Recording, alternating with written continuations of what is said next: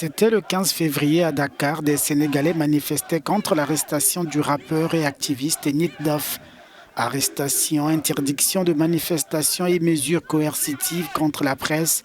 À moins d'un an de la présidentielle, la société civile et l'opposition dénoncent une violation des libertés au Sénégal.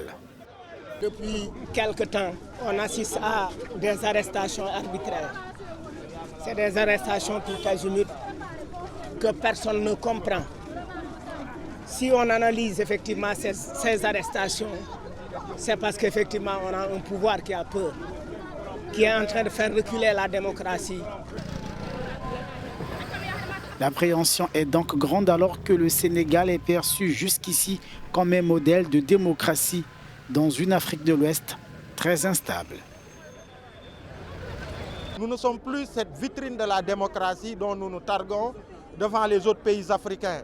Nous ne valons plus mieux que les autres. Nous avons un président qui, de par les actes qu'il a posés depuis qu'il est là, a réussi aujourd'hui à faire en sorte que notre démocratie soit à terre. Et le pire, c'est qu'aujourd'hui, il a ce projet de troisième candidature pour lequel il posera tous les actes qu'il faudra, tous les actes ignobles qu'il faudra. Arrestation de Pape Alé Niang et de Pape Ndiaye de la télévision Walf TV. Les journalistes sénégalais disent ne pas être logés à la meilleure des enseignes. La liberté d'expression n'appartient pas seulement aux journalistes. La liberté d'expression appartient à tous les Sénégalais. Aujourd'hui, combien de Sénégalais sont en prison pour avoir simplement exprimé leur point de vue à travers les réseaux sociaux notamment?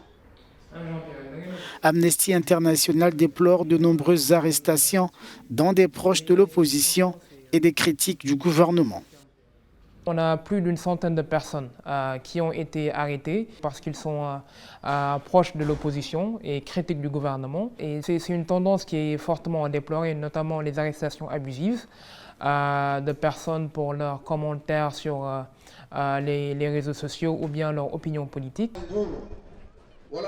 Mais le gouvernement refute toute régression et invoque une juste application de la loi dans un pays qui est volontiers présenté comme un état de droit.